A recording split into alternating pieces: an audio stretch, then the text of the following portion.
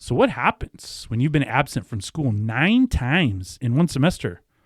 How about you make it 10? Because we're ready to take a day off. So you should know what that means. We're heading to Chicago in a ridiculously nice car in this brand new episode of Totally 80s and 90s Recall.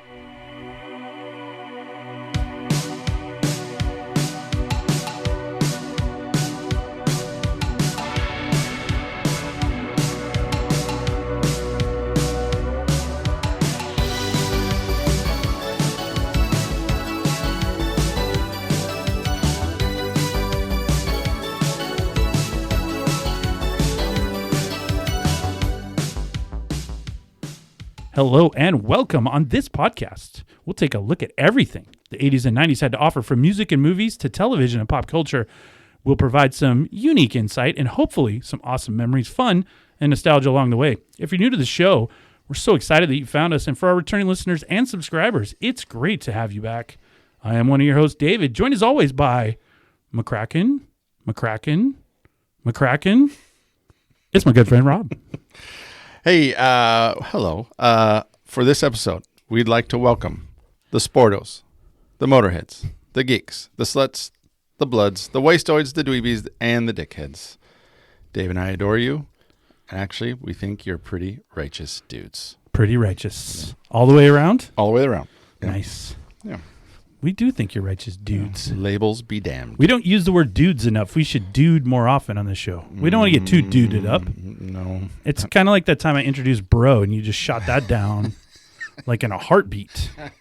So I think dude and bro are great. I think I probably use it too much now as an adult. Yeah. Dude. That's probably something I would like to see you like in an official meeting at school. All right, dudes and dudettes, this is what we're doing for our da-da-da. Yeah, I did one time. I'll refer to students that way as dudes every now and then. I go, dude, we got to figure this out. And a parent got mad at me. What's wrong with that? They got mad at you? Yeah. Why? Because they felt like that was it was a disrespectful way to address their son. Dude. Okay. So I was like, he is not your dude. Then when we were kids, a lot of people were disrespectful to us because the word dude flew around a lot. Yeah. Yep. I like dude. Think of all the cool dudes in the world. Dude Ranch. Mm-hmm. There's the dude. The Dude. The Big Lebowski. There was a show called Hey Dude on the Nickelodeon. So that was on a dude ranch. So lots of dudes going around right there. We've talked about dude. I think dude has run its circle here. So, let's get away from dude and have Robbie tell us what we're going to talk about for this podcast. All right. So on this episode, we're doing a standalone movie discussion about the 80s classic Ferris Bueller's Day Off. Ferris. Yeah. Well, when you think 80s movies, teen movies, funny movies, any movie, I think Ferris hits all the buttons. Probably an iconic film from every Gen X standpoint. If you talk to anyone who grew up at that time frame, I don't think there's anyone. I've never run into anyone that didn't know what Ferris was. No. I'd be shocked if I did. But I would say it stood the test of time, and it's just a great movie. I watch it still today. There's lots of good quotes. My kids have watched it. They like it. I think a true 80s classic. Yeah, and I think there's it ages well. I think I don't think there's a lot of things in there that didn't age, super well. But not too many. No, I thought it still had a lot of the themes still carry today. For adolescence and high school and So yeah.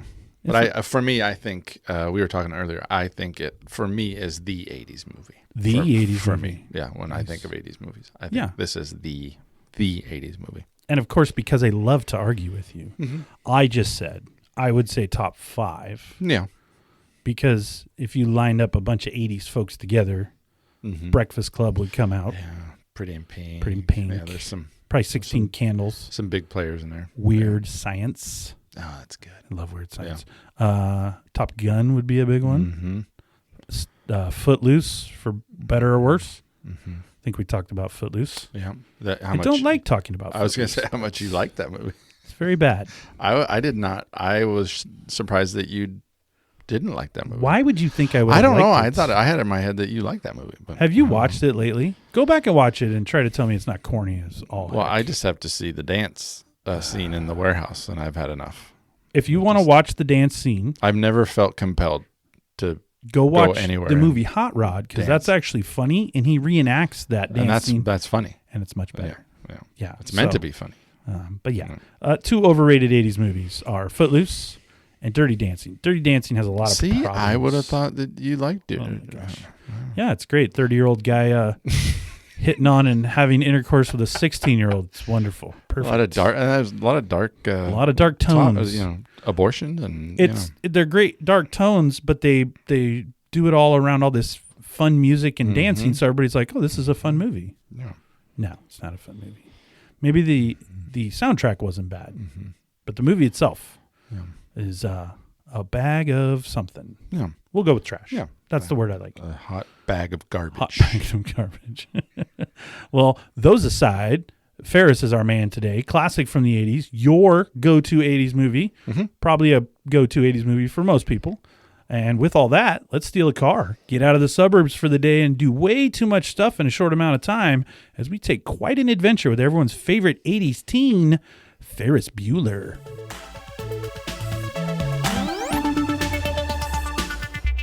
Now, normally Rob and I will do a top 10 list of a selected topic, but for this episode, we have developed categories we'll give our opinions on for Ferris Bueller to have some fun with the movie and let you relive the best parts, or what we think the best parts of the movie are. But before we do that, let's dive into some of the important details. At least I think they're important. You might not. People at home might not care, but we're going to read them anyway. So Ferris Bueller's Day Off was released June 11th, 1986, directed, written, and produced by 80s icon John Hughes. He made all the movies we've been talking about for the most part. It stars Matthew Broderick, Jennifer Grey, Alan Ruck, and Mia Sara, a host of other character-type actors. This had a budget of $5 million and made over $70 million at the box office, which is probably really good in 1986. Yeah, no joke. The Rotten Tomatoes, 81%, so critics love it. Audience, 92%, so everybody loves this movie. Hughes wrote the screenplay in less than a week, and as we've mentioned previously on the pod, it was selected in 2014 by the Library of Congress, deemed culturally, historically, and aesthetically significant. For all its accolades, it was only the 10th highest grossing movie in 1986. Wow. The 9 in front of it, because I know you love this, Rob, in order, from number 1, Top Gun, Crocodile Dundee, Platoon, Karate Kid Part 2, Star Trek IV: The Voyage Home, Back to School, which I bet you still haven't watched, Aliens, The Golden Child, and Ruthless People. So those were the movies ahead of it at the box office. A couple of those I'm a little surprised about, but it happened. And with all that, Rob, go ahead and give us a quick overview of the plot of Ferris Bueller. All right. Having devised an ingenious plan to skip school, popular high school senior Ferris Bueller can't wait to put it in motion. And as his lovely girlfriend, Sloane, and neurotic best friend, Cameron, tag along, an exciting no-holds-barred adventure through Chicago begins. However, there are so many ways to go wrong. Reckless Bueller now plays with fire. For instance, Ferris's vindictive sister, Jeannie, also known as Shauna, knows her little brother is up to no good. As if that weren't enough, Ferris's ridiculed dean of students, Ed Rooney, already smells a rat, and he is determined to make the chronic truant remember his name for the rest of his life. But first, Rooney has to catch Ferris in the act. Do they have what it takes to ruin Ferris Bueller's Day Off? All right. So, cliff notes of this. Ferris doesn't want to go to school. Ferris gets 2 friends. They skip school, and they go screw around in Chicago. Yep. That's all of it. Yeah. Then some hijinks ensue in between. So, but great explanation of, you did a great job. Yeah. Formulating that explanation. It's really good. I would like to take credit for it. Oh, okay. You could have. I don't know. Nobody's. No, I'm going to give credit to it's IMDb, and it's a gentleman by the name of Nick Reganis. Well, thank you, Nick. Yeah. So, yeah. Everybody give 3 cheers for Nick. Yeah. There we go. Thank you. So what do you? What did you think of? Can you remember seeing Ferris the first time, or what did you think of it? I'm trying to remember. I think I don't remember watching it as a younger guy. I do, and now my wife and I were talking about this. It's changed a lot now that I'm an adult. Yeah, it takes on a different meaning. Different meanings. So, but yeah, Yeah, I remember. I remember the song was that weird. Yeah. I don't even know who sings it. Bow, bow. Yeah. Yeah. Just remember. Right. Ferris Bueller was a kind of a hero, right? I mean, a little bit. That's in that movie. We wanted to live through that, right? We wanted to live vicariously through Ferris Bueller because he was doing cool. he was doing all the things that we wanted to do. He skip was school cool. And drive a car and So he I remember seeing it. I don't remember exactly when, but I was always jealous of his room. I'm like, it's like so. Yes. His room is so big, and I had that tiny little room I lived in, and I was like, who gets a room that size? Although to be fair, that house is amazing. So okay, and when you look at it from the outside, you're like, oh. No, but by the way, that house. So this is in Illinois, mm-hmm. But that house wasn't in Illinois; it was in California. Well, and I asked my wife, just a front shot. So go back to his bedroom, and he's got a lot of cool toys. No, yeah, he's got everything. And at one point, he says, my parents got my sister a Fiero. Yes, and I got a computer. Right? Yeah. And so, and nobody got computers in 1986. No. So I wrote it down and I said, "What did his parents do?" My wife goes, "Well, Dad was in advertising and Mom was real estate." I think that's right. And I was thinking, was that enough?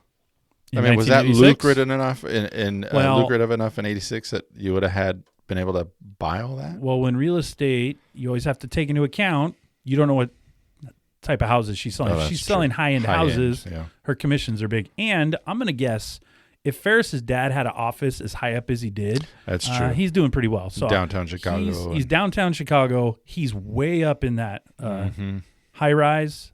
Those are the good offices. He had a window office. I mean, and his office was pretty big. I'm going to guess he's some sort of executive. Mm-hmm. So, that's true. So I think they're doing okay. Yeah.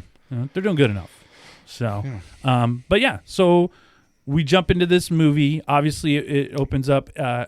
First time I think I saw fourth wall breaking, like where you talk to the audience. That's a good point. That's a really good point. So now it's pretty, Deadpool, all those movies do it, and lots of movies have done it since then. But this is the first time I remember seeing it where they like talk to you and you're like, oh, I guess we're part of this now. Yeah, I was going to talk about this later, but I think this is a good because I think there's a theme for me. I'll talk more about it in a scene later in the movie. But the idea of this being a piece of art, like and I know it sounds kind of really dramatic and overthinking it, but the idea of like I'm also going to skip ahead a little bit, but in one of my favorite scenes, they're at the museum, and they're specifically at the Impressionist wing of that museum. So I started doing some digging about Impressionism, and this movie I think is meant to be like an impressionistic take on cinema. Because I do. Yep. Because that idea of like breaking the fourth wall, that was kind of different. The movie, even the way the way the movie goes is just kind of different than how most movies were. They're very formulaic, and this movie kind of broke a lot of formulas. And I think that there's an element of this movie that is intended to be kind of a piece of art, and I think that was intentional. You always look at these movies so much more thoroughly than I do. I'm just watching him to see what he's going to do, and you've really put together this whole. I looked at this movie totally different now as a 46-year-old than I did. I mean, it's a great movie, and I think it's even better now as I watch it as an adult. I'm like, oh my gosh, it's way better than what I think people give it credit for. Well, some fun stuff from the movie I found with my extensive internet research. Yeah. Emilio Estevez turned down the role of Cameron, so Alan Ruck wasn't their first choice, apparently. And Alan Ruck got the audition and the part because Matthew Broderick recommended him because they had been on the stage version or the Broadway of Biloxi Blues. Yeah. So Broderick recommended him, but Alan Ruck was quite a bit older. He was 30 years old. Than a high schooler. Yeah, he was 30 years old. But in the 80s and 90s, nobody cared about that. They're all older all the time. So Alan Ruck's voice, speaking of Biloxi Blues, the impression he does, which he does twice, he does it as the dad for Sloane to get her out of school. Oh, and then he's the Sergeant Peterson at the restaurant. That was his impersonation of the Biloxi Blues director. So they said he talked exactly like that. So that's where he came up with the voice.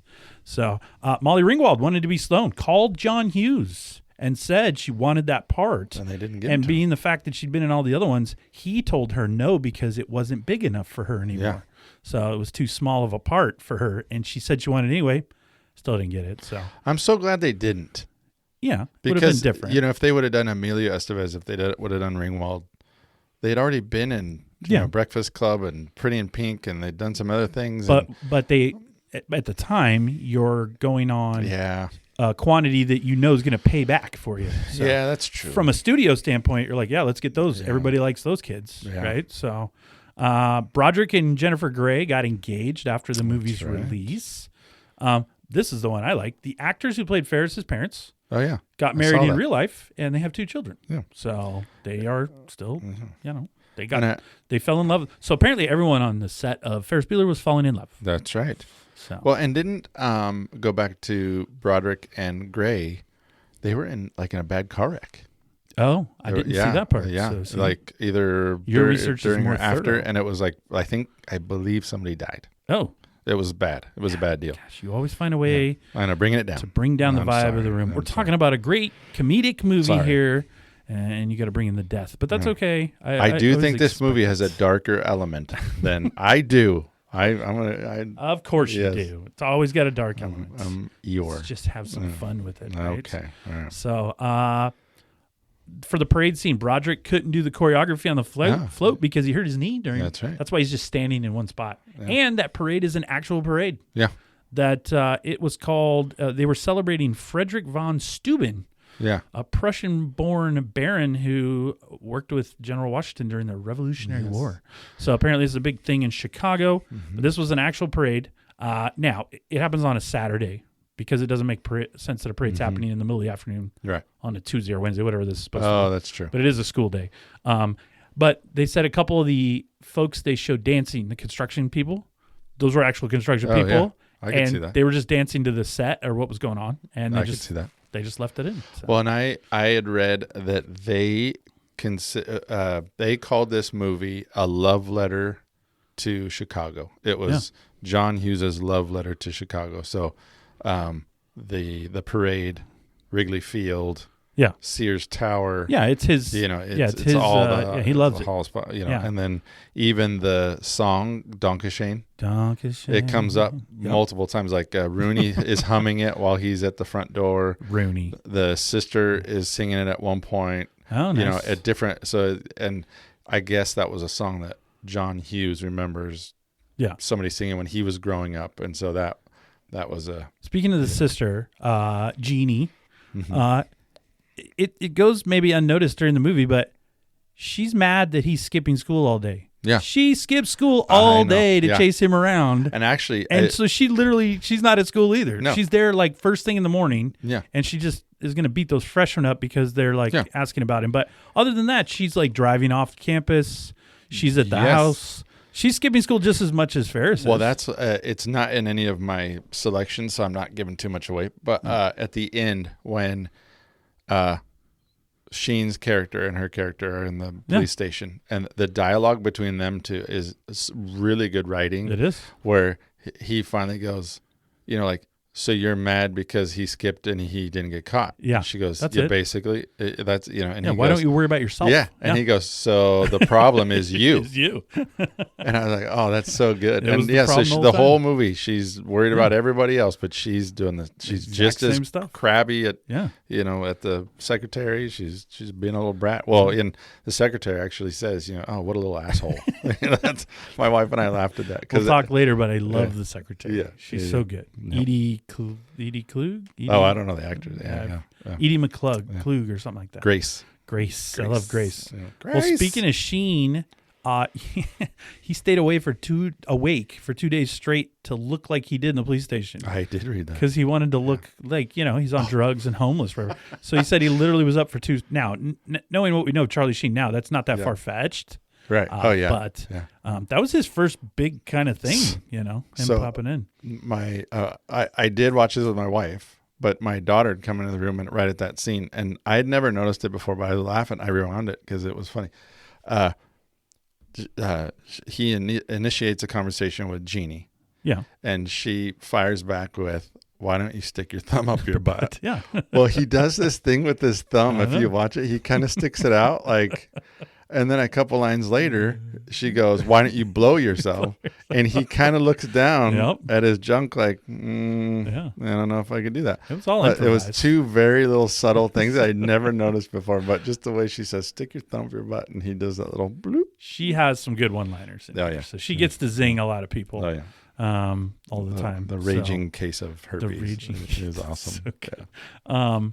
So then that takes us to one thing I did. I think we've discussed this before. This sounds like, trite podcast talk, but there's the thing out there, and people have brought it up. Is Ferris real? Right. Right. So the theory is that this whole movie is actually a dream sequence of Cameron's, and so he knows Ferris from school. Ferris is a real person. He knows him, but they're not friends in this scenario. And so he's just in bed that day because he starts out, obviously he was skipping school too. He was staying home sick. So he's just imagining a day that he's never been able to have. Right. So a fun day with the coolest guy in school or one of the cool guys from school and his girlfriend. What would that day be like for Cameron, right? Yeah. Because Cameron's a homebody. He's kind of a loner in this sequence. In the movie, they present it a little different. But so some people have put that all of what happens on this day doesn't actually happen. It's just Cameron imagining what it would be like to do all of these things because it's stuff he never does. Yeah, I really like that theory. I like it a lot. The more I watch this, I think there's some absolute truth to that because there's a couple lines when Ferris Bueller's on the phone and he's trying to convince Cameron to get out. Yeah. And he says, "I'm sick," or I can't remember, and Ferris Bueller says, "It's all in your head." Yeah. And then later in the movie, when they're getting ready to go to the parade, Cameron's having a talk with Sloane, and he makes a comment. It's a really great quote, but he basically says, Ferris can do anything. Anything, yeah.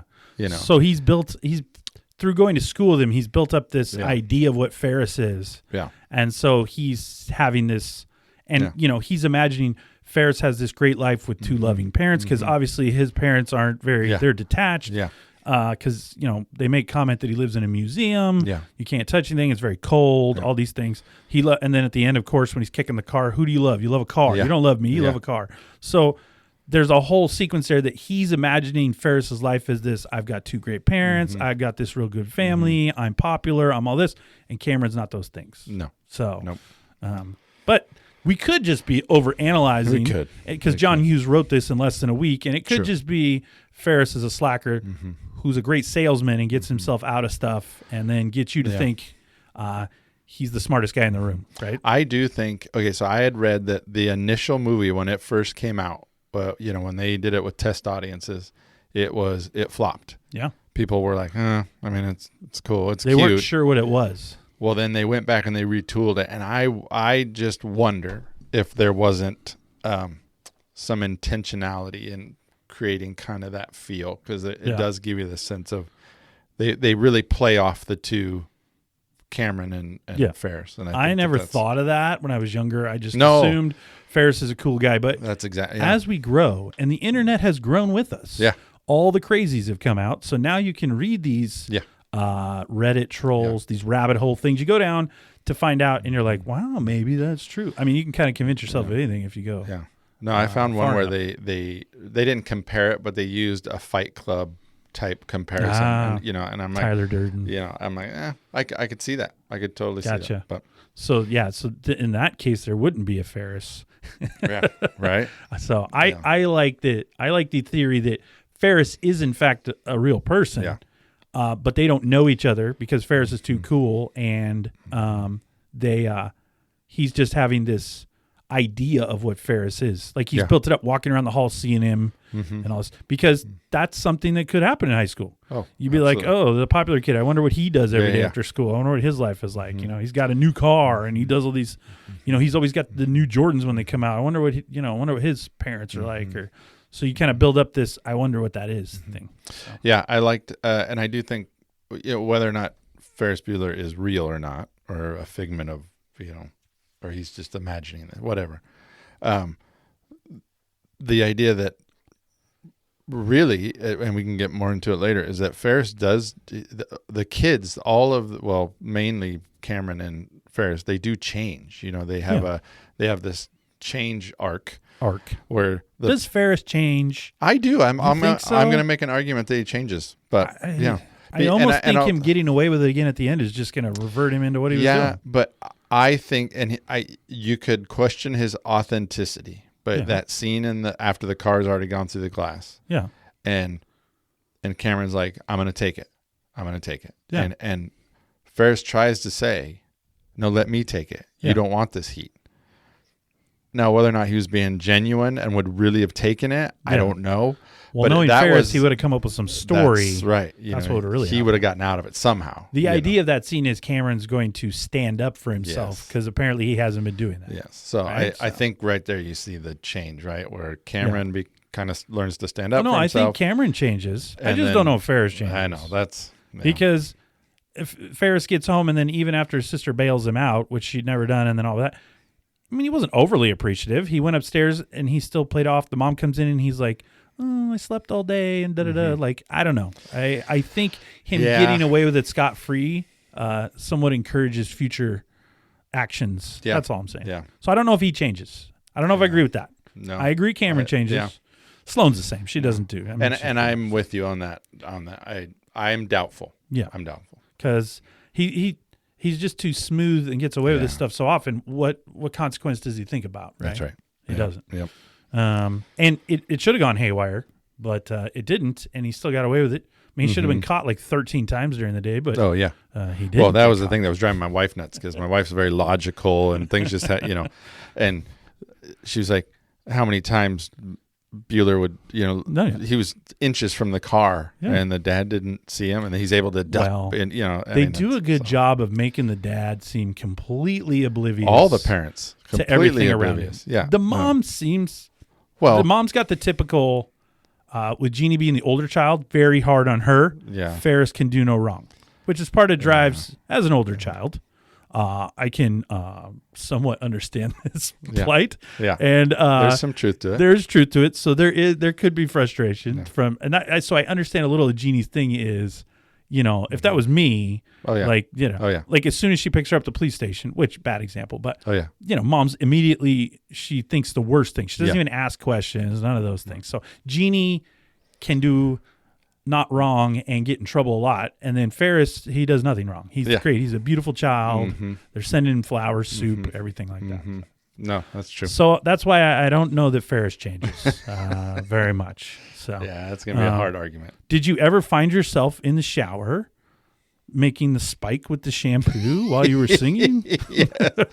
Yes, absolutely. And I don't think I had enough hair to ever do it that much, but. And you can find where that scene or something similar has been recreated in other movies. Yeah. And so it's become just a cultural scene. Right. So, but I like the undertone of all of this, that the entire city is apparently concerned that Ferris is dying. Yeah. I don't know how that got out so quick. Yeah.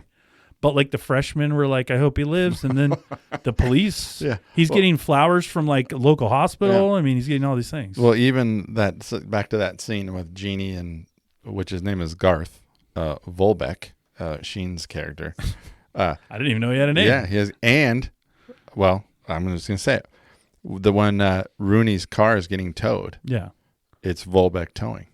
Oh. And in an uncut version of this movie, I thought it was going to mention it in the version that I watched, but she's selling a house to the Volbeck family. Oh. And so there's this whole storyline. So is he the black sheep child of the family? Yeah, that this is a new family moving to town or whatever. But they own the towing company. Nice. But in that conversation, he ends it by, she's, bemoaning her brother, and he goes, you need to go talk to, I know somebody you need to go talk to. Yeah. And she says, if you say my brother. If you say my brother. Yeah. Or if you say Ferris Bueller, he goes, oh, you know him? You lose a testicle. Yeah. And he goes, oh, you know him? You know him? Yeah.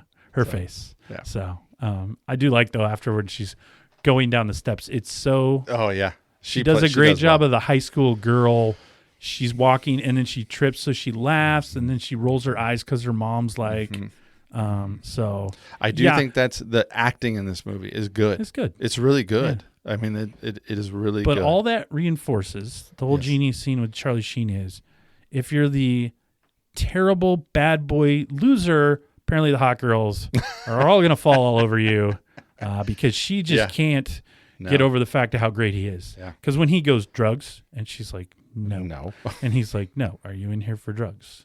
And so, it's, and her resting bitch face is amazing. Yeah. Amazing. It's probably, and her like side eye. Oh, yeah. Some of the best I've ever seen in a movie. Like she looks like, now she's looking good in this movie. I always was a fan of Jeannie Bueller. Like, I don't care how upset she is. I kind of like that she's a little bitchy and crazy, actually. So, a scene that I giggle. I don't know why it's so funny is when they're in the high school and the guy's going save Ferris, and he's got the little can of change. Yeah, and she pops that thing out of his hand. You know, she does it from behind, up above or below, and shoots that can into the air. And she just does it so like. Yeah, she's great. She does a good job. But my wife and I were laughing when she goes into the office to talk to Rooney. Yeah. And the secretary doesn't even say hello. She just says, "Oh, hello, Jeannie. Yeah. Who's bothering you today?" Who's bothering you today? They already know. She's and there. I was like, she's been there. Like that's and I was like, we have students like that just every day somebody is bothering them. And I'm like, I know that kid, but she's just so dry. Hello, Jeannie. Hello, Jeannie. Who's bothering you today? Yeah. I thought sometimes I think Sloane is an interesting character. Yeah. I imagine her parents are like hippies or something because she's got this kind of free spirit about her. Like when she said, "Cameron, did you see me undress?" And he's like, doesn't say anything, but she knows he did. And she goes, she's cool with it. She goes, "It's fine. I don't care." I'm just like, I don't know. She seems like she's a pretty free spirit. Yeah. So I imagine when she gets to college, she's going to be a free spirit. Yeah. Yeah. And, I got some vibes that her and Cameron like could have like he likes her and maybe they're. See, I don't see that way. I saw it as she likes him to help take care of him, not like in an attractive manner. Yeah. I didn't see it that way. And I think she does like the bad boy. She likes the bad boy Ferris. too. Yeah. He's slick. He does all these cool things. Look, how attractive is it that he gets her out of school? I mean, he could do whatever he wants at that point. So, but Sloane, she's good looking too, though. She was hot as well. So, can't be mad about that. No. I don't know about the beret in the movie. I'm not a big fan of the beret. For all the cool things Ferris is, the beret was an odd choice. Because I lived in 1986. I don't remember a lot of people wearing berets. Unless you're in the Boy Scouts. But when I watch Uncle Buck. I wore a beret. I did wear a beret in the Boy Scouts as well. But when I watch Uncle Buck, a bunch of dudes are wearing berets in that movie too. So in the Midwest, because we didn't live in the Midwest, but maybe in the Midwest in the late 80s, maybe berets were a hot thing. Oh, this is a good Midwest question. I don't know. Man, because one of the things my wife and I noticed is that Rooney's title is Dean of Students. Yeah. He's a principal. Well, so now out in our neck of the woods. Or is it a private school? Well, see, in our neck of the woods, a Dean of Students is not a principal per se. Okay. And actually, Dean of Students, you don't really even need your administrative credentials. So we watched that going, oh, so he's not even the principal. I think, the intent they give us is he's running the school. Yeah, that's the vibe I got. Maybe if it's a private school, they call it a Dean of Students. I don't know. And if you're a public high school, I don't know. I don't know. Speaking of the school, same school that was in the Breakfast Club. Oh, I didn't know that. I didn't know that. The exterior shots, same shots that they used for that. Oh. Another fun fact, the Ferrari they're driving, not a real Ferrari. I did read that. Because that would be crazy. They said that they had to use replicas, but one of the replicas still sold after the movie or a couple years later, $235,000 for a replica. Wow. Of that. So, but the real car is quite rare and is not something that the studio was ready to let Matthew Broderick and company drive around. Did you, when you had your research team doing their research? Yes. Did you? Yeah, I don't do any of this. They just bring it to me. That's right. Yes, and then typed up. The license plates? The license plates. Did you read anything about that? I didn't read anything that grabbed my attention. Okay, so the Ferrari's license plate is Nervous. Yes. NRVOUS. Mom's car's license plate. That's right. Is VCTN, Vacation. Vacation. And then the dad's car doesn't say Mom? It says MM, so MMOM, Mr. Mom. Mr. Mom. The sister's car is TBC, The Breakfast Club. Oh, wow. Rooney's license is 4FBDO, for Ferris Bueller's Day Off. Wow. Yeah. So look at you. Yeah. I didn't get all those. Yeah. So and I'm usually the research person here. Yeah. So a little shout out. I am proud of you because usually you come to the table a little half cocked, but today you are full. I believe it was your wife. Great information that used the analogy of putting names on a board. Yes. And throwing a dart. Yes. And that's what. So she's not wrong. The first couple times we did 100% wrong. First couple times we did song lists. That's how she felt you were choosing songs. I'll just list all the songs. And then shook up all the names, and then I just picked 10 names. Draw out of a hat. Yeah.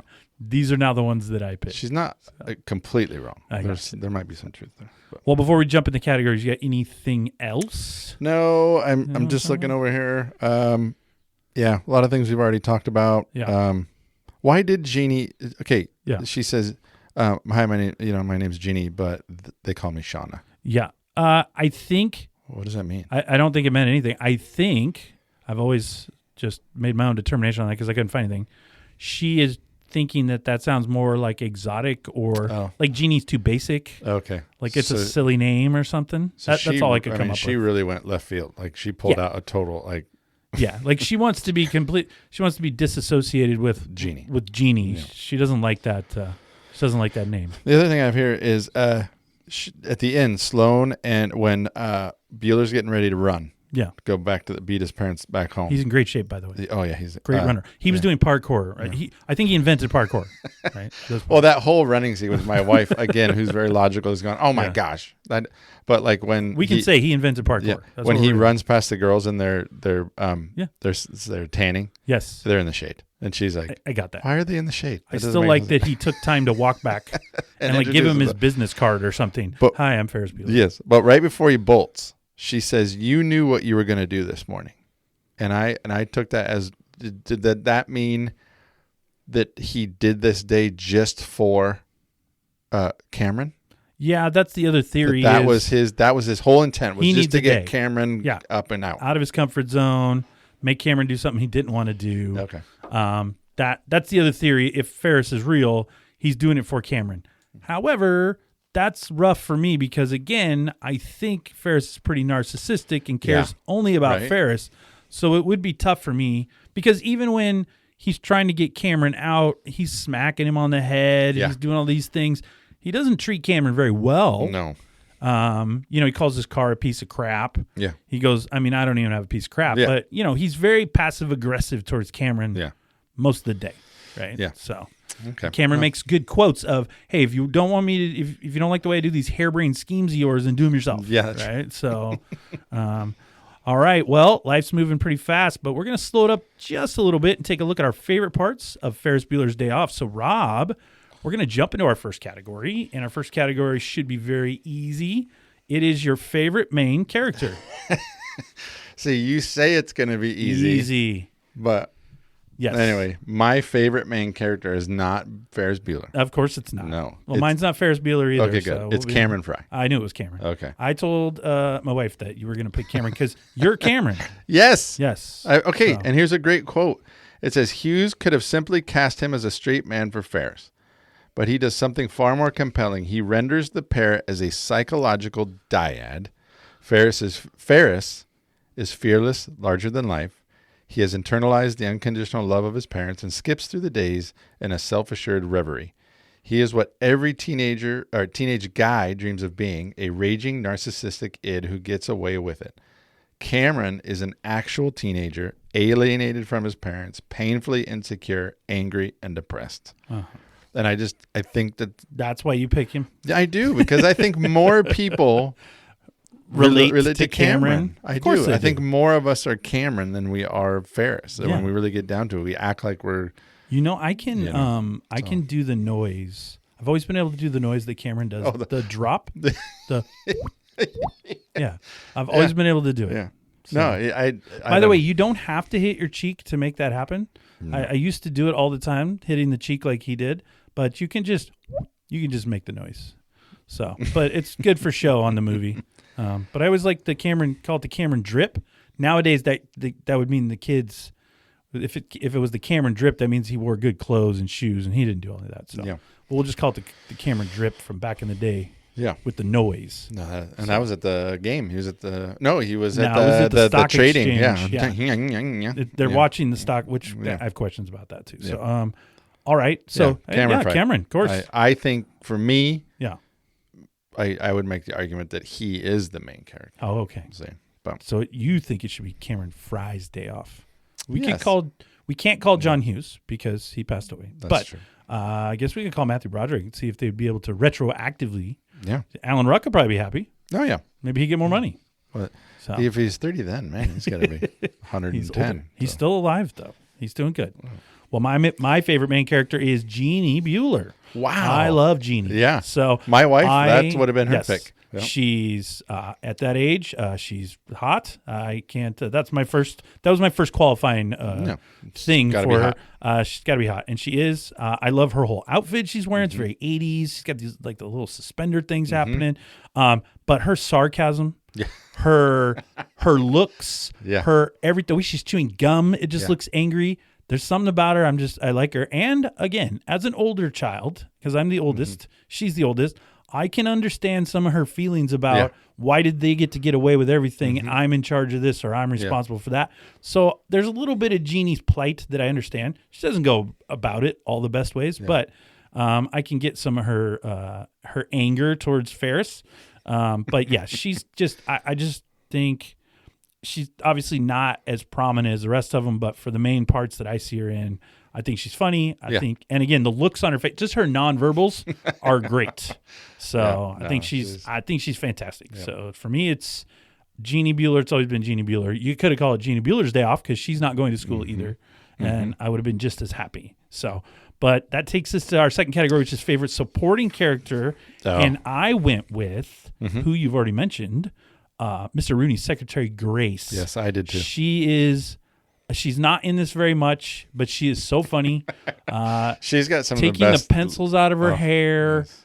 Her lines that she has. Yes. I love when she's supposed to be Rooney on the phone. She just goes, oh. Like it's so good. Like because apparently her impersonation of him is just groaning. Grace. He just keeps yelling for her. One of my favorite lines she says to him is when he goes, and she's doing it on purpose, but where he goes, I wouldn't trust him farther than I could throw him. Yeah. And she says, well, with your bad knee, Ed, you shouldn't throw anybody.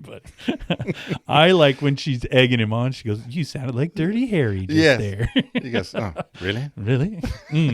So, So or where she says, something about how, they make you look like an ass. That's what they do. And he just gives her this look. So thanks, you can tell she's the actual, and you work in administration. She's the heartbeat of that office. I tell people all the time. If it wasn't for her, Rooney wouldn't get anywhere in life. So. Well, and I think that's one thing John Hughes did a really good job at when you talk adolescence and high school, and he was a master at pulling out the truth, I think, in life. So like in The Breakfast Club, when the janitor, the janitor has a very prominent role. He does. And I think in schools, it's secretaries, it's bus drivers, it's the janitors. Oh yeah, they're the ones that run that building. Yeah.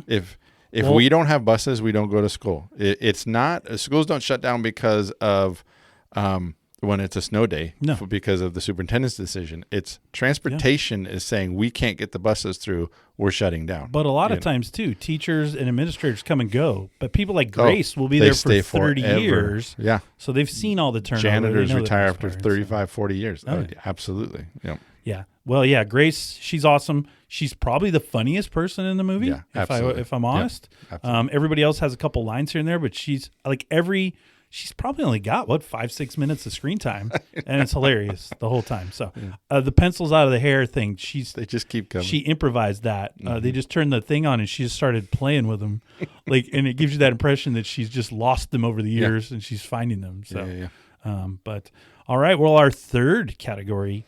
This is a tough one because there's lots of candidates here, but favorite quote from the movie.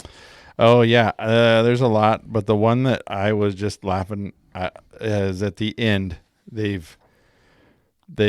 Ferris has finished running. He's getting into the house. The mom pulls in the driveway, and the dad pulls in the driveway, and the dad, Tom, says, "What's wrong?" Dad. And the mom says, "Everything. I just picked up Katie from the police station. Jeannie? She got a speeding ticket, another speeding ticket, and I lost the Vermont deal because of her." And the dad just goes, "I think we should shoot her." So funny. Now, you talked earlier about what kind of she's doing real estate in Indiana or Illinois. Mm-hmm.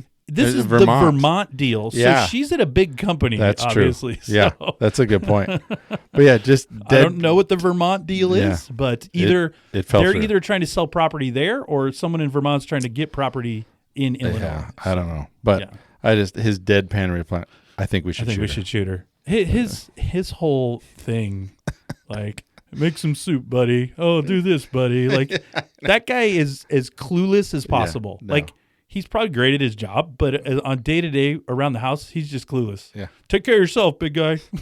And then when Sloan was kind of making eyes at him at the car, and he was getting right into it. I would have made eyes back at Sloan too, right? So I wouldn't act on anything, but if she smiled, I'm going to smile back. I mean, Sloan, now she did go psycho after that. She looked like she was possessed. And I don't know what Ferris is doing, but I don't know. As I'm older, I'm guessing what Ferris is doing. Your mind goes a lot of places. So, my favorite quote comes from my favorite main character, and that's Jeannie. She had lots of great quotes, but this was, I remember as a kid, I just loved this one. I thought it was hilarious. She's, Rooney has come in the house, and she calls the police. Yes. So I can't deliver this like Jennifer Grey, so I apologize if you're listening, Jennifer, but I will do the best that I can. So she says, "Look, it's real nice that you hope my brother is feeling better, but I'm in danger, okay? I am very cute, I am very alone, and I'm very protective of my body. I do not want it violated or killed, all right? I need help. Speak it in English, dickhead." And she hangs up the phone. Well, then she smashes the phone. Oh, it's so good. Yeah. But I will say the first 5 times I saw this movie, the thing I always remembered is I'm very cute, I'm very alone, and I'm very protective of my body. I don't know why. I just always remember that quote. I love it. It's funny. The fact that the cops are like, she's like telling them someone's broken into her house, and she's a teenage girl, and they're like, "Oh, we hope your brother's okay." And she's like, "You assholes, I'm trying." Yeah. That's not what we're talking about here. So, that's right after. Love that quote. And then right after that is when she says she calls down on the intercom and says, basically. Oh no, I have it. It says, "I'd also like to add," because she says, "Whoever's in the house, I've called the police. Yes. So I would leave. I'd also like to add that I have my father's gun and a scorching case of herpes." So it's great. Yeah. It's interesting how toss away and funny they're making potential sexual assault here, but at least they made it funny, right? So, well, the other line that we like, my wife and I were out to dinner last night, and we were watching these two people. We were eating outside, and we watched these two people waiting to come to the restaurant. And my wife makes a comment. She just goes, "Oh, so that's how they are in their family," because it was a girl, and and I was like, "What are you talking about?" And I look back and. So then I was going the whole. "Do you have a kiss for daddy?" Oh, that's a rough one, right? It's definitely a quote, but it's a weird quote, right? It's weird, yeah. And Rooney brushes that off a little too easy. Yeah, he's another one that's supposed oblivious. to be her. Like he's like, you wouldn't have picked up on that. Yeah, it's supposed to be her dad, and they're making out before they get in the car. He say something like, "Oh, so that's how they do it in that family." Right? Yeah, it's the same thing. Yeah. That's a weird quote. Well, a couple others I saw. You probably have some. You said it before, the "Pardon my French." Yeah. But you're an asshole. Yeah. That's a good one. Pardon my French, but you're an asshole. And the Ferris Bueller, "You're my hero." That's a classic. I do like another Jeannie quote. Well, he calls her mom's office. "Well, do you know where she is? Do you know when she'll be back?" do you know anything? And then she just hangs up the phone. That's, and I'm like, you know that office knows Jeannie and is like, absolutely. They don't want her calling ever again. Okay, so this isn't a quote, but there's the part where he's on the porch. Rooney's on the porch of the house, and the florist has just stopped by to drop off. Yeah, it's great. And the guy does the shaving a haircut with the horn. Yeah. And then Rooney gives two middle fingers. And I also like... It reminds me of something my dad would have done. I don't know why. I also like when Jeannie answers the door and that singing nurse is there. And she says something about his pluck, because I'm the nurse that likes to. And she slams the door in her face. So did you see who was... well, we'll talk about that later. But, yeah, and then a couple Ferris ones. He said, if I'm going to get busted, it's not going to be by a guy like that. When they're at the restaurant, I like the it's just too nice a day. How could I possibly expect it to go to school on a day like today or something like that? So that one where he said, he goes, Rooney goes, but it's about having his. He's not going to leave my cheese in the wind. Yeah. What? What does that even mean? And then at the very end, one thing I thought was really funny is that when he sits next to that girl on the bus, and she says, "I bet you've never smelled a real school bus before." I know. And then she goes, "Gummy bear? They've been in my pocket. They're nice and warm." So and he takes it and flicks it. I was like, I like the bus driver knew him. Oh yeah, hey, Mr. Rooney. Mr. Rooney. And he gets on though. Would you like a ride? Would you like a ride? Yeah. So, all right. Well, lots of good quotes. We probably didn't get them all, but category 4, favorite scene or event in the movie. So for me, I love, and I've always loved, that prank phone call with Cameron when they're trying to get Sloan out of school. I love his fake voice. He uses it later as a cop. But when he's just on there, he's like, Rooney! And then he's like, excuse me, pardon my French, but you're an asshole. And then because it's funny when Rooney's like, this is Ferris, so he knows. And then when they hook up the other line to call, and now Rooney understands that it actually is. Because Rooney says, like, yeah, just wheel her old dead bones down here and I'll get Sloan out of class. And then he's like, produce a corpse. Excuse me? Yeah, produce a corpse and we'll deal with it. So I love that whole prank phone call scene. I just thought Cameron was funny. The whole thing's funny. Rooney on the other end. And again, Grace just doing the and then, he's they're running back and forth. Yeah. Those two running back and forth to the different phones is hilarious. So that's funny. So that's my favorite scene or event of the movie, which is crazy because there's so many good ones. But I really like that one. Well, I initially went with the museum scene. I just really thought, I think that's just really good. But then I'm picking a scene that's kind of, it's a very short scene, but it's the scene where Ferris has convinced Cameron to leave. Oh, yeah. And he gets out and he gets in his car and he's like, he's going to keep calling me. And he just keeps like, but I found this really great quote, and it just says, this sequence lasts barely a minute. Yeah. It is an astonishing piece of physical humor because he gets in, he gets out, he's banging. I mean, but it's an emotional ballet worthy of Chaplin, which is a lot to say. Hell, it's one of the best pieces of acting I've ever seen, period, because it's not just funny. It's heartbreaking. We are watching a kid utterly crippled by his own conflicted impulses, torn between outrage and obedience. And I had never watched it through that lens. And then when I watched it again, I was like, it is really good. Yeah. And it's funny, but at the same time, you feel bad for him. And I just thought it's really good. It's a really cool scene. But he says something. Okay, I'll go. And then he gets out. And he goes, that's it. I'm not going. Keep calling me. So, no, that's a good one. Good scene. Yeah. I do like when they steal the Ferrari and drive around all day too. The valets. Yeah, that's a good one too. Well, it's just like get in. That scene opens so awkwardly. He goes, they're gone the whole time, right? Do you speak English? And he goes, what country do you think this is? a little rough in that language, but. They're gone the whole time. Their boss doesn't notice they're not there parking cars the entire time. I mean, well, then I wondered because at the end they high five each other and they go, "Oh, we're gonna have to do this again." Then I wondered, do they even work there? They just take a car for the day. Like they just were happened to be there, and they just assumed. yeah. There you go. But they had like logos on their They did. coats and stuff. So I'm like, well, maybe they've done a good job setting themselves up. So. Well, that takes us to our best location in the film, a category apparently you did not enjoy. No, I struggle with that. I did not. My favorite place in the whole film, Wrigley Field. And the reason I was going to put that. The reason I picked Wrigley Field is, as a kid, you and I both know, WGN. in Oregon, WGN and TBS played Cubs and Braves games. So I watched Cubs games all the time at home, and Wrigley was always the place. I got to watch Harry Carey do the seventh inning. 0-1, 0-2, 0-3. So just I've never been to Wrigley Field, but I thought it would always be cool to go to a baseball game there. So now, do I think they have time to watch a whole baseball game in this afternoon? Of course I don't. But it's cool that they went, and that would be and had pretty good seats down the third baseline. So and I read somewhere there's websites dedicated to trying to decide what game they were at. Yeah, it gets so stupid. But then I saw they have a little bit of. I think they're playing. Yeah, I think I've seen a couple. There's a little bit of a continuity error because when they're in the restaurant. Yeah.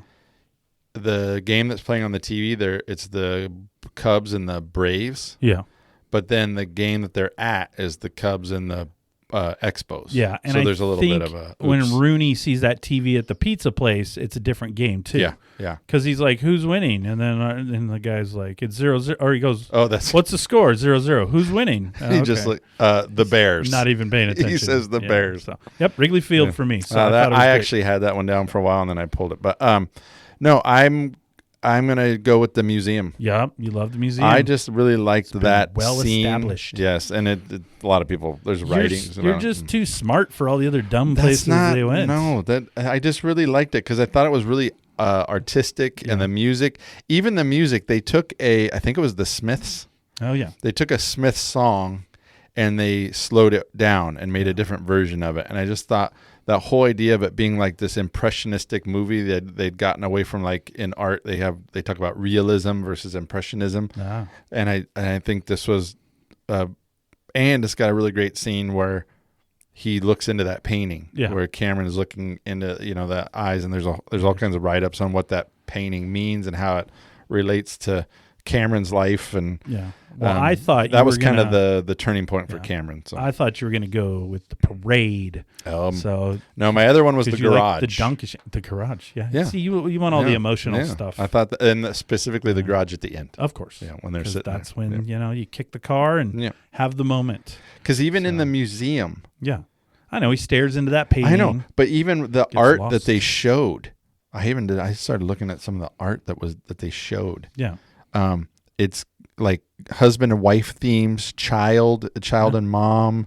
Like it was very intentional on what art they picked. And so I just thought I liked the museum. Right. So, great locations throughout the whole movie. Chicago looks fun. Yeah. Looks like a good place. Maybe I'll visit someday. Well, not sure, but it looks like you could.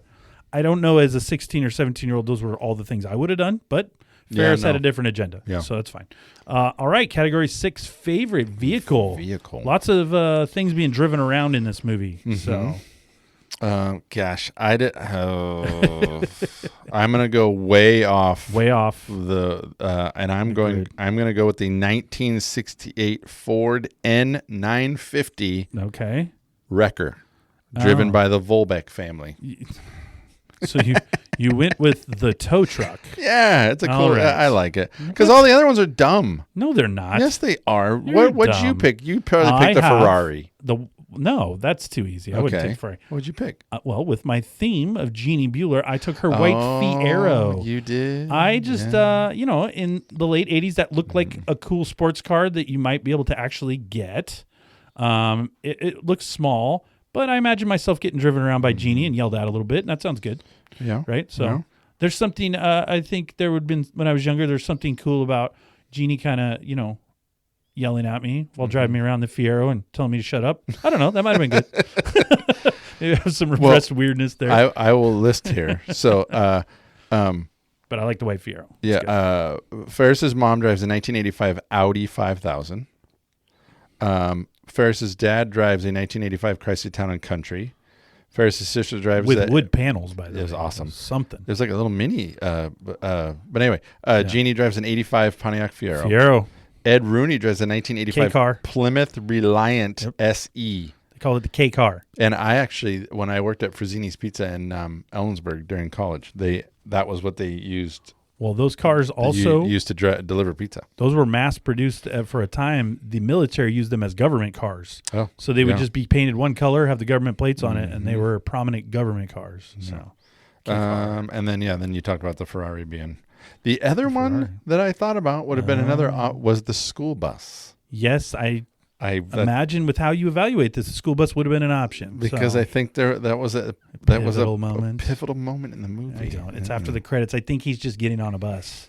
But yes, you tied something to that. Because the line of, I bet you've never been on a school or you've never smelled a real school bus before. I think that, again, plays into John Hughes, how he does the whole adolescence thing where a lot of times we as adults, we can't relate to what kids are going through. And it's true in education. A lot of times, we as the adults don't ride the buses. We don't realize how long of a bus drive that is. So in the 80s, I think that's very relevant. But talking to my wife now and talking to your wife and all our other people we know that are teachers, they have to go to the school buses every day. So to drop kids off, pick kids up, do all that. When we went to school, no one came to the school buses. No. When we left the teacher's class, guess what? They were like, don't let the door hit you on the way out. Oh, yeah. You found your way to the school bus. You either went to the school bus or you walked home. Those were your two options. Or rode a bike. I mean, you could ride a bike. Yeah. Too, so. No, it's true. So there were no teachers waiting by buses when I came to school when I was a kid. It was they were waiting in the classroom. Get your butt in your seats. Time for the Pledge of Allegiance. Let's go. So, true. All right. Well, category 7, least favorite character. And this might be tough for you because you love everyone in this movie. No. And if you come up with... okay, go I know for who it. you're gonna What were you going to say? Nothing. You know what? You're gonna pick something stupid like the guy who's the cook at the pizza parlor or something. It's going to like be even more controversial. Well, I'm going to give mine first because mine's really controversial. And mine is Mr. Rooney. Oh, okay. I literally think if you took Rooney out of this movie, let's say you do just the call part and that's it. Yeah. I don't understand the rest of his role. If you took him out, does it matter to the movie? I don't think it does. Because he doesn't interact with Ferris other than that phone call and all that. But that is true. I read that they at no time ever interact in real life. No, they just have the phone call. So, I mean, he has that little interaction with Jeannie at the end, but you are an administrator. He's an administrator. Are you just leaving for one kid, your school the entire day? No, Rob, you're not. He just says, oh, this kid, I got to go catch this kid. No principal cares about one kid skipping school. Guess what? We mark it down. We'll suspend him or put him in detention when he comes back to school. That's it. This dude's at pizza parlors. He's grabbing random girls. He's breaking into houses. Yeah. He could have killed their dog. So that's not I wrote that down. Did he kill their dog? Well, it woke up again later. Oh, okay, that's true. So he could have done that. He, parking illegally. He stole stuff from their front porch. What did he say about the dog? He goes, "Sweet dreams." Yeah, Poochie. I forget what he says. Yeah, but the point. Yeah, little fucker. The point is I just think if you were to extract him from this movie, now had him and Ferris run into each other, or there had been some conflict later, but literally none of that happens. So you just get these cut shots of Rooney running around, and he's not even really that funny. I mean, it's not. So he's my least favorite character because if you took him out of the movie, is the movie any different? You could have done everything you did with Grace, and she's at least funny. You know what I mean? Yeah. And there's a small part. So I'll give the phone call at the beginning. If you want to do the administrative phone call, it's good. But him calling his mom and him chasing him down and him doing all that, I just don't see as realistic anyway. So there you go. Okay. Yeah. Yeah. So Rooney, least favorite character. And he's not that funny. So he's not that funny. See, I think he's important. Okay. Well, I think, I could see him being because you're a principal, so you think he's a key. No, I think he's key because I think he has to be in there because I think he represents this movie is all about adolescence. But he doesn't because with no interaction. He's constantly after Ferris, and I think that's how a lot of adolescents feel. They feel like the adults are just out to keep him down. I don't think he's after Ferris. I think he's just screwing around all day. He doesn't want to be at work. You can relate to that, right? So, yeah. He just wanted to get off. He wanted a day off, too. Let's just examine. Jeannie didn't go to school. Ferris didn't go to school. Nobody's at school. Rooney's not working today, apparently. No. He's just wandering around. So, a lot of people are kind of this is a day off for everyone, apparently. Ferris ignited a day off for the whole community. So. Yeah, Rooney needs to take Garth Volbeck's advice. Like, worry about yourself. Worry about you. Yeah, You're putting Rooney, a lot of energy. How many other kids are in that school, right? And he's gone for the whole day chasing one kid. Mm-hmm. Who cares? Yeah.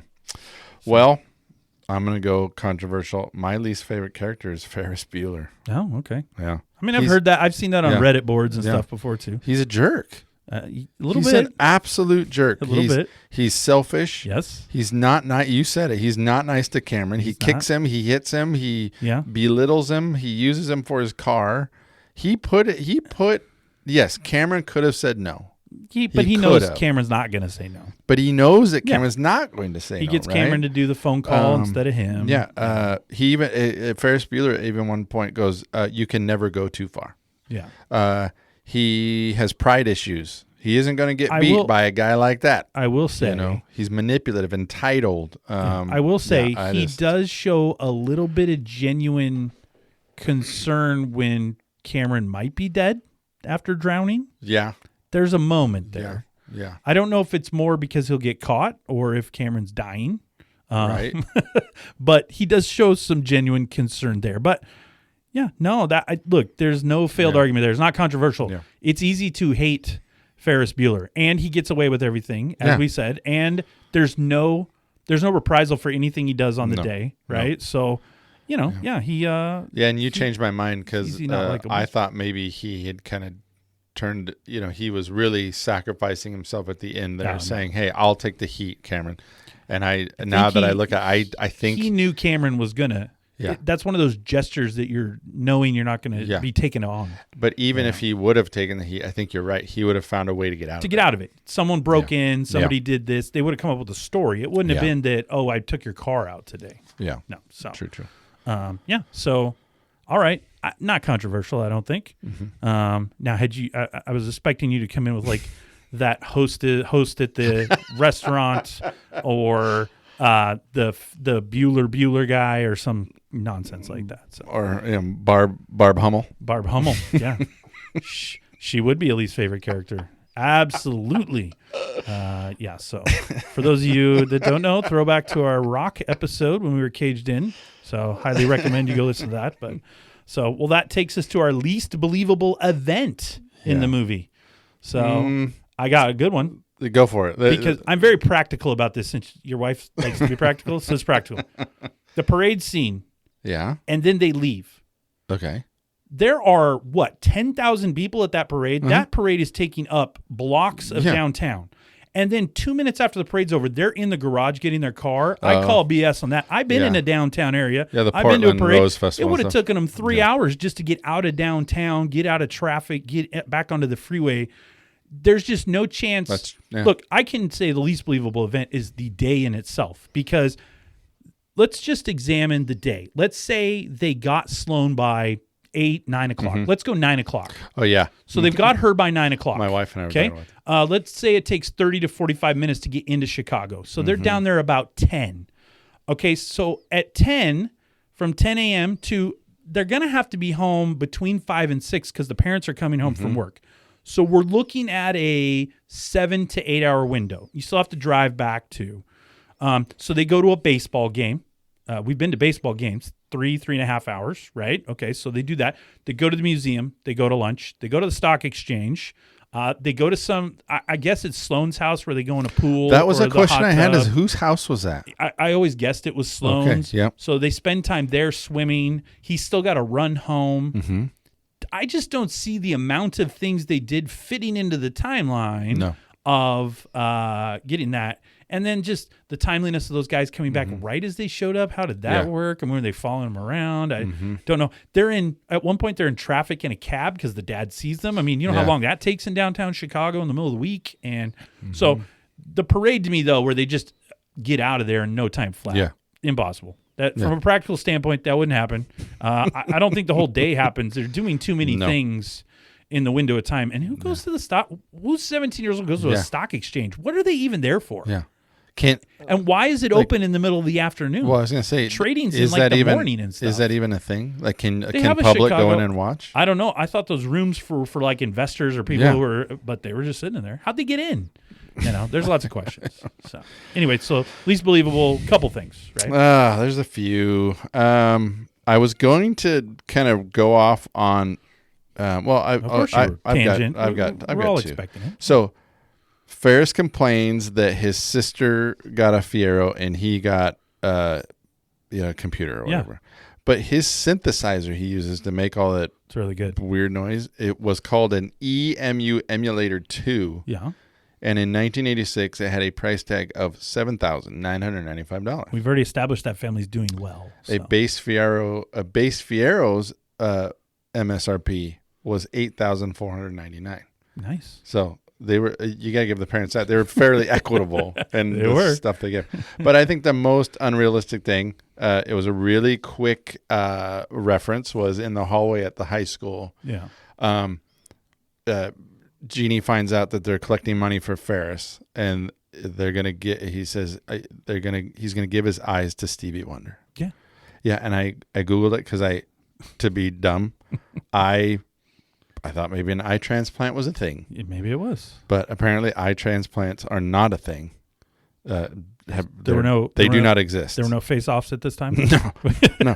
Because I was thinking, I guess you would hear, I guess Stevie Wonder would have sight by now if we really could. Yeah. But no, they have cornea transplants, but they Nice. do not have eye transplants. All right. You really dug deep for this I did. situation. I probably did the most on it was on That's this. good. Yeah, Good. I'm glad you dug into that eye situation. Yeah. So cornea transplants are a thing. Eye transplants are not a thing. Which I wonder why. It seems like with today's technology, we could you could put some new eyes in there. Probably difficult. So, I don't know. All right. Okay. Well, that takes us to, let's see. That was our least believable events. We got several there, but yours is weird, but we'll go with it. Okay. You really, really honed in on some, like a very unique situation in that movie, but yeah. So best cameo. We mentioned him earlier. I've got Charlie Sheen. Yeah. His first big kind of thing. He pops up. He's only for a couple minutes, but like you said, it's done really well. Plays off of her really well. It's funny. He looks like hell. I love the whole thing's good. Yeah. So Charlie Sheen. So he's good. I'm gonna go with Ben Stein. The Stein. Yeah. Yeah. Only because I think of all the lines in the movie, the most iconic. It's still around today. We still do it. Culture, yeah. We still go Bueller, and even Bueller. kids now will go, "What do you like? Why are you saying that?" And we're like, we know. because it's a thing. So yeah, I'm gonna go with Ben. Well, Stein. there were a couple others. Christy Swanson has a part. My sister's girlfriend's friends. Yep.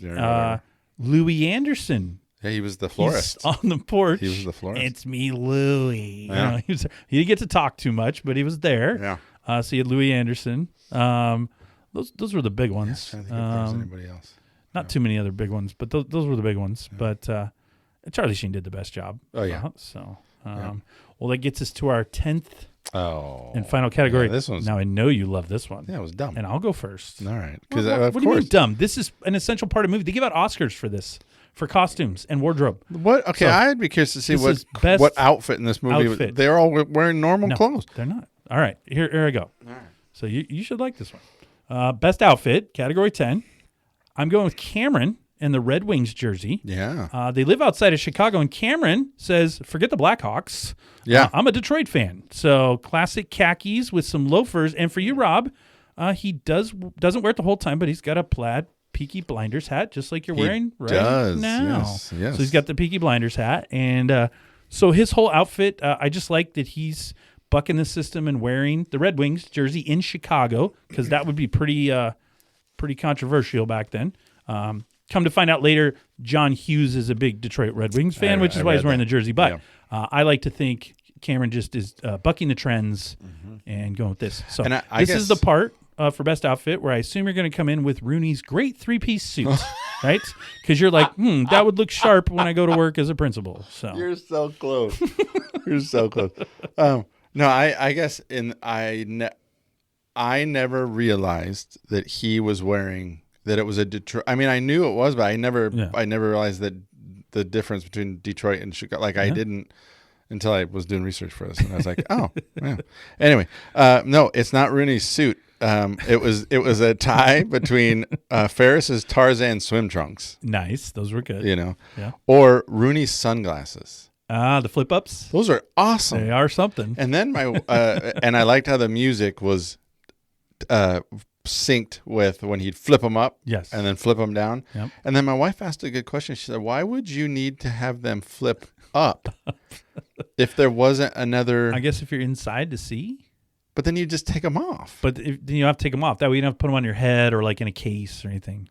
You just leave them. I guess. I had a pair of those. I mean, those are killer. I had a pair of those in 6th grade or 7th grade. They were but they were baseball sunglasses. Oh, remember sure. they would wear those? Yeah. And before they wore just regular Oakleys and what they wear now, we had those flip-up glasses. Yeah. And if you popped it up in the sun, you'd flip them down real quick, catch, and then you didn't have to have them on the whole time. Yeah. So yeah. maybe he's wearing them for that. I don't know. I don't know. Yeah. This is a guy who's running around town grabbing girls in pizza parlors and everything else. So by the way, unsung character there, when she turns around, pretty good-looking girl. And I guess they're out of school today, too, or she's 20. I'm not sure what's going on there. So that arcade was very full for the middle of a school day with Rooney running around looking for Ferris. Well, I think it just plays into the fact that Rooney he's failing. Yeah, he sucks. Because my guess is, I know my attendance in my building. Yeah. And 8 is not bad. Like he didn't like it. 8 and what time of school year would this have been? So I mean, it's baseball. I think it's towards the end of he says he goes. We're going to graduate in a couple months. Graduate in a couple months. Yeah. So we're getting. And then the end she's of the got school another year. year of school. Yeah, you're at the end of school. So if he's only missed school nine times up to this point in the school year, you're not truant. Well, he said 9 that semester. Oh, he did say 9 this semester. Yeah, So- because you're technically not truant until you hit 18 for the year. Look at you. So he's not. This is what we have you here for the exact details. Yeah. So he's not truancy. He's not truant. He's not. Unless he just has missing more school. of the previous term that we don't know. And about. again, And I will. don't think they give 2 shits if he's at school. The principal. No. Right? There might be someone. No. They might notify the home. My kids that have 9 absences are not on my list. I gotcha. There's kids with way more, Well, Rooney sucks. We've already established that. But yeah, his school's falling apart. His kids they're all at the. He's not doing a good job at all. So, and when they come to pick up Sloan, I've been to schools in the morning, whatever. There's not another car within sight. Like I don't know where anybody's parked or what they're doing at that school, but it's the emptiest space in front of a school I've ever seen. And to go back to the cameo, the teachers are awful. Yeah. Ben Stein's an awful teacher. And then there's that economics teacher. Or no, not economics. He's a history or something. Yeah. Awful. Yeah, he's not doing I mean, it's all. So if you were evaluating them, they wouldn't get high grades. Awful. Okay, I gotcha. That school's not doing well. Doing a good a lot of sit and get. There's no wait time. He's doing this. He's Just doing this. stop. Well, what's the thing he does where he goes something DOO economics? That's right. I know. Voodoo economics. Voodoo Yes. economics. Yeah. Yeah. He's trying to help him out. It's awful. Again, it's the end of the school year. He knows they're not paying attention. He's just trying to get Your through wife's this the teacher. She's not teaching like that. Probably not. She's not doing No, she would. Well, I think that's a pretty good coverage of Ferris Bueller. You got anything else? I don't have anything. I else. think we got everything from top to bottom. I'm sure someone will let us know we missed something important. But that does bring us to the end of this episode, Totally 80s and 90s Recall. We hope you've enjoyed our look back at the all-time 80s classic movie Ferris Bueller's Day Off. I know we had some fun. As usual, Rob came up with some interesting ideas about the movie, but we'll let you judge for yourself. If you like this podcast, please hit that subscribe button and share it with a friend. Then head on over to Apple, Spotify, wherever you get your podcasts, and leave us feedback and 5 stars, which will help the show grow. Rob and I love hearing from our listeners, so leave us a message on Instagram, Twitter, or our website, which are all included in the show notes, and we will answer anything you send to us. You can also email us at 80s90srecall@gmail.com with comments or show ideas that you may want to hear in the future. And don't forget to tune in to brand new episodes of this podcast every Tuesday. And any other time you want to check in, we have 20-plus other great episodes talking about 80s, 90s music, anything else you could think of. What do we do next time? Next time, we are heading back to a Billboard countdown. Oh. Hot 100 this time for July 18th, 1985. Wow. So we're going to go back in time, back to the future, very relevant in 85. Okay. Hopefully we can hit 88 miles per hour and find out those 100 songs on the countdown. 85. 85. Okay. That'll be fun. At almost 85, Johnny's alive. Those don't go together, but that's fine. No. Anytime we can get Johnny into the show for you, makes you happy. So, you got anything else? No, I don't got anything else. Fancy goodbye? No fancy. No fancy.